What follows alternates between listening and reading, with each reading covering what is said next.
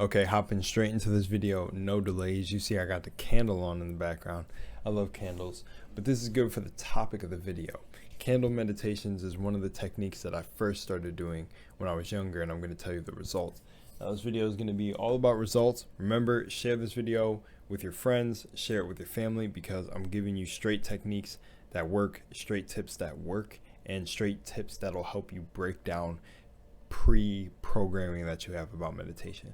Meditation is simple. Let me get that down packed right now. Meditation is simple. The difficulty comes when you immediately say that you don't know how or you can't meditate. Everyone can meditate, and everyone has stepped into those states. You know those points in the day where this could be back when you were in school, you'd be like daydreaming or zoned out. That is an example of meditation. Now, just like that's actually a really good thing to go off of. When you think about zoning out like that, but being aware that you're zoned out, that is meditation. That is the best way to explain it. It's just a point where you're not even trying to control anything. You're just seeing that you are the observer. That is it. You don't try to control negative thoughts. You don't try, because notice when you try to control things, they get more chaotic if you don't have the means to control it in the moment. Mostly anytime something is controlled, there is an opposite pole that doesn't want to be controlled. So you have a negative thought like, I am ugly. So you'd be like, no, I'm not ugly. And you start arguing with the thoughts. So you'd be like, you know what?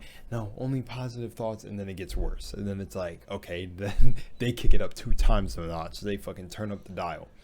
So the point is not to control your thoughts. It's to observe them and realize that you are not them, and that they are a sphere. It could be literally, you could be in a house with 5 people, and you could be one of the 5, so we'll say 4 others, and the 4 others are having completely destructive thoughts. So when you go to meditate, like when you go out, you say to yourself, normally I'm just thinking fine when I'm not around these people. Well, there's your first clue.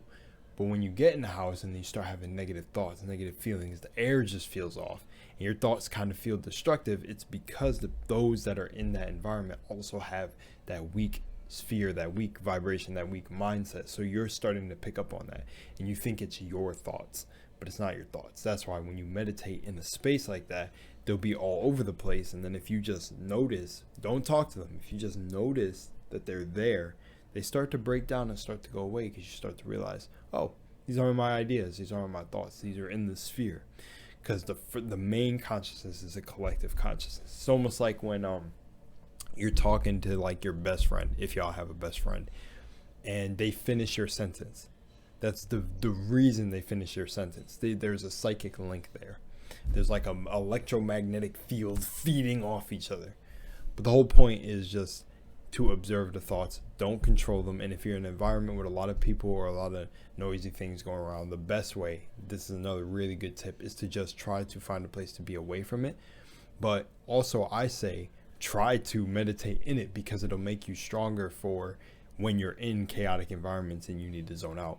And another good example of this isn't my own, but I had a friend who worked at Walmart, and he literally every lunch break or every break he had or whatever, he would meditate. And I was like, how the hell were you meditating there? And he was like, shit, meditation was the only thing that got him through working there. But he would meditate, and he would just practice kind of closing off sounds, still being aware that they're there. That's why I said it's like zoning out, but being aware of you zoning out. So he would kind of sit there just zen, not care if somebody looks at him weird. That's another thing. You can't give a shit about anything going on around you. Like if you look weird, if you want to do your little hand things, that's the next thing I want to go on. But if you got to do that and you look weird, ignore it, because that's just another thought trying to get you to be like, what is this? This is weird. This is not working. So no. So it literally will work depending on what you put in. So anyway, so yeah, he would zen out. He would think about all the noises. He'd be aware of them. He would try to hear them in depth. That's another level. We won't get there yet, but he would try to hear them and just be like, okay, it's this, the surroundings. This is this. It's just there. Everything's moving. It's a machine. And then he would let it go. And then sooner or later, your attention moves off of that, because when you close your eyes, that's the only real world. So you start to just realize, okay, none of this is really real. The only world I build in my mind is real. And then that's when you start going to the next step. But where I was going with the whole hand symbols and all that, and saying that that is the next level of deprogramming. Is meditation does not look like this. Does not look like you cross legs like this. That's not meditation. That is a misconception.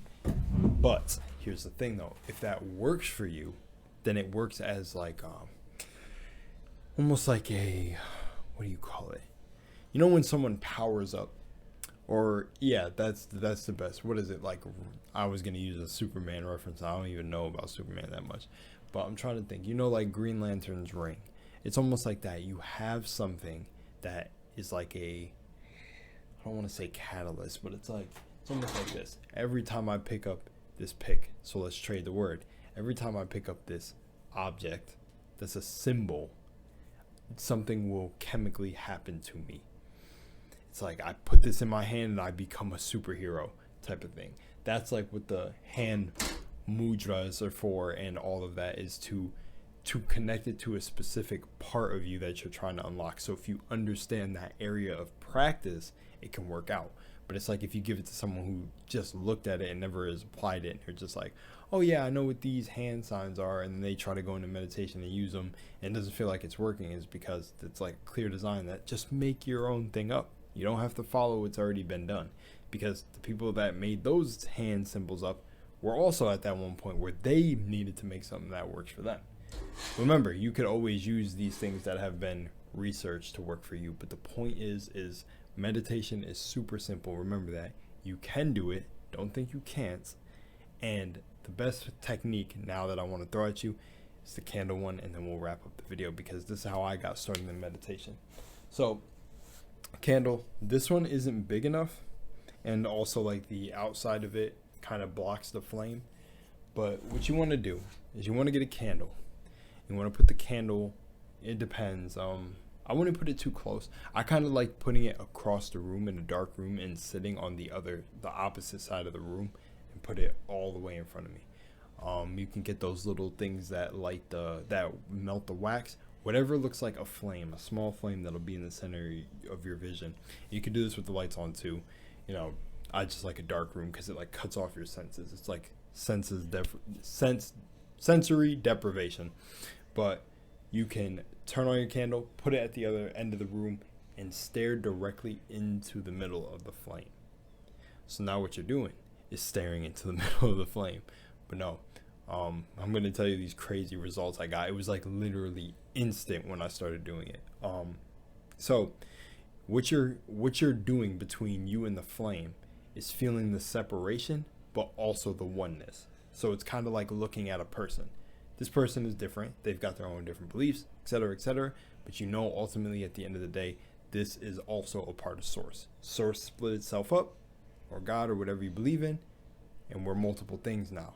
So you feel yourself one with the flame, but also the separation between yourself, that you are not that flame, but you are the flame. See what I'm saying? Sounds like the weird old corny Mushu stuff, but it's literally, that's exactly what it is. Because, I mean, you're not walking into a wooden building and setting it on fire. But if that thing fell. But the point is literally you feel the separation and you also feel the oneness. And then, I don't know, some people have reported actually seeing a line from the candle to them. Maybe when you close your mind in your mind's eye. I don't know. You can get some wild results. I'm going to tell you the ones I got. But that's all you do. And for how long is up to you. Like, and what you want to do is try to this is the best part. I'm trying to think of what I did.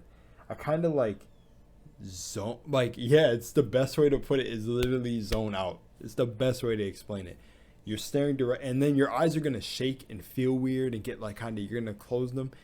Don't worry. You will get better with practicing it. Don't feel like you're messing it up. That's the biggest part, because a lot of things, just like backflips and everything, is mental. It's always the mental.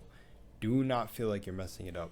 Feel like you're always making progress. Always reaffirm that, because every little step you take is leading to the bigger hole. So don't give up.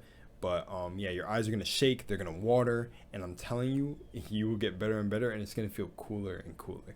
But I just sit in a dark room and stare at the candle, and I haven't done it in a long time, but I really wish I would. But I kind of went into more putting on frequencies and doing things like that. But I'll make another video if I need to.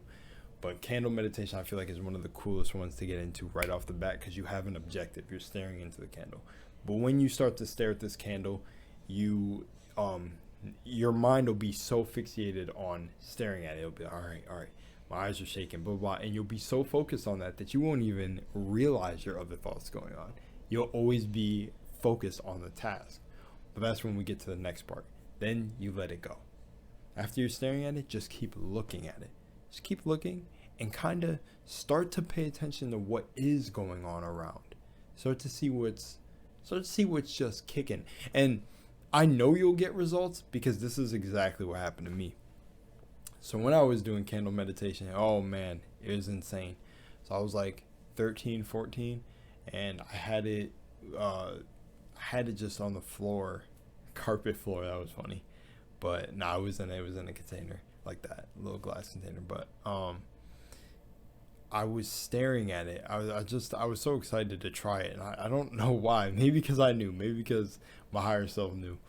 But I'm staring at it, and I lived up. I always call it a mountain, but it's just a really big hill. I lived up in the hills, and we were away from the road, so you can't really hear traffic up here or anything. It's just like calm little suburbs. And I swear to you, when I was sitting there, I was just staring, kind of becoming wavy. Your vision kind of gets hazy, and I started to hear like highways in my mind, literal sounds like through the walls. I felt like I was hearing crickets, like more intense. Like when cars would drive by the house, I would hear it like it was driving through my brain. And I was like, what the fuck? This shit heightens your senses? Like, I was going absolutely berserk. I ran to my mom's room, like, going absolutely insane, because I was like, bro, nobody taught me about this. I taught myself. But, yeah, I heard the main street, basically, in this place that we lived in. And it's, like, literally fucking blocks away. And I heard the traffic. And then, like, I would hear something like maybe like a bat, like, literally flap. And I was like, am I going fucking insane? And yeah, I really think candle meditation was just one of the coolest things. And even with normal meditation, when I kind of zone, I kind of hear things heighten, but not to the level of that. And I don't know why. It's weird. And also, when you're paying attention to the candle, so this is what happens. You go into alpha state when you're meditating. So sometimes if you lay on your back, you'll fall into falling asleep, because it's like the little mode before you go to sleep. So with candle meditation, if you're sitting straight up and looking at it, you have a less of a chance to fall asleep, which that's when I've heard from others that you're really mastering meditation, is when you don't fall asleep after it. But you know you're doing it right when you fall asleep, because that's almost like the point of it. You can put yourself to sleep. But yeah, it's just, candle meditation is one of the most insane ones. And it's just, I don't know, that was such a surreal experience. And it's not like it stopped after that. Like, that was once and I stopped. It's like every time I do it, it almost feels like that the inner part of my ear almost like expands or relaxes, and it opens up to just everything. The weirdest shit, but the coolest results I've ever had. So I say candle meditation is the easiest, one of the best techniques I can give, because you're just staring at a candle flame, and it gives you an objective, so your mind is already preoccupied by something, instead of you close your eyes and you're like, oh shit, my life, problems, bills, da da da. But if you really just put in the work and you're like, I gotta stare at this candle flame, like, I'm not playing. Lunar told me to stare at this candle flame. I'm gonna haunt, or he'll haunt my nightmares if I don't. Like, you should really just put it in, and you'll see the work. Yeah. That was such a cool experience as a kid. Even thinking back to it was so wild. I was so excited. I literally ran through the door. I was like, yo, Ma, you gotta try this shit. Blah, blah. Of course she wasn't gonna try it. But, man, I don't know. Maybe you guys will get some wacky results. I've never literally talked to anyone that's told me, like, talked about candle meditation and said the wild results. There's only one other person, and it's someone I've, like, never even really came into physical contact with. And it's like, just like, I've never had anyone in my personal life say candle meditation's fucking insane. But for me, I guess it's to each their own. And then to finally wrap up the video on a final note, I wanted to wrap up with that, but I want to say that it can look like anything. Meditation can literally look like anything. And it could be walking down the street, it could be swimming, it's literally the point. I feel like the point of meditation is to get into a state where you can be in a meditative state throughout your entire day, that you can get I had a talk with Max Igan, and in that interview he was talking about how your whole life is a prayer. If you know about prayer is literally just meditation, but they have a goal in that. They're praying to something. So meditation can be altered the same, and you can just slap prayer over it, but prayer is the same as meditation. Now, what's cool about that is then that means if your whole life is a prayer, your whole life is a meditation. So you try to get it throughout your whole day to just be in the Zen state, not let things bother you. And that's the biggest thing that kind of comes as a I know this already with meditation, so it's one that I don't really list. It's like the point of meditation too is to zen you out. So don't react to stuff. Literally try to cut that off. If you're going to control something, control yourself reacting to the outside. Just zone in, lock in. You know exactly what you got to do. All right. Much love, Moonlight, and I'll see y'all in the next one. And you guys got this. Peace.